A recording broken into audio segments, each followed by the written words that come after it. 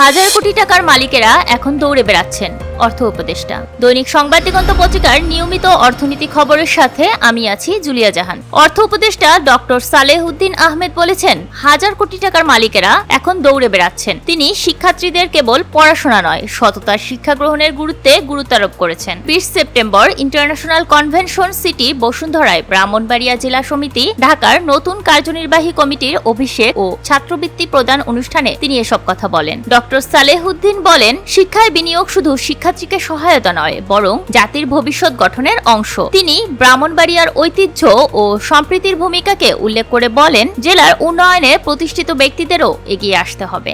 এছাড়া তিনি ব্রাহ্মণবাড়িয়ার একটি মেডিকেল কলেজ প্রতিষ্ঠার প্রক্রিয়া চলছে উল্লেখ করেছেন। সমিতিগুলোকে ব্যক্তিকেন্দ্রিক না হয়ে কল্যাণমূলক কাজ করার আহ্বান জানান এবং সকলকে সচেতন করার পরামর্শ দেন। ব্রাহ্মণবাড়িয়া জেলা সমিতি ঢাকার সভাপতি এম.এ. খালেক বলেন, শিক্ষাবৃত্তি এবং নতুন কার্যনির্বাহী কমিটির অভিষেকের মাধ্যমে আগামী প্রজন্মের মধ্যে নাগরিক গৌরবের বীজ রোপণ করা হচ্ছে। সাধারণ সম্পাদক মোহাম্মদ খালেক হোসেন মাহবুব শ্যামল বলেন, এই অনুষ্ঠান একটি নতুন আন্দোলনের সূচনা, যা ব্রাহ্মণবাড়িয়ার ইতিবাচক ভাবমূর্তির প্রচারে কাজ করবে। উচ্চশিক্ষায় কৃতি শিক্ষার্থীদের মধ্যে মোট 312টি বৃত্তি বিতরণ করা হয়। অনার্সে 25টি, এইচএসসিতে 182টি এবং এসএসসিতে 105টি। অনুষ্ঠান শেষ হয় ব্রাহ্মণবাড়িয়ার ঐতিহ্য তুলে ধরা সাংস্কৃতিক পরিবেশনায়।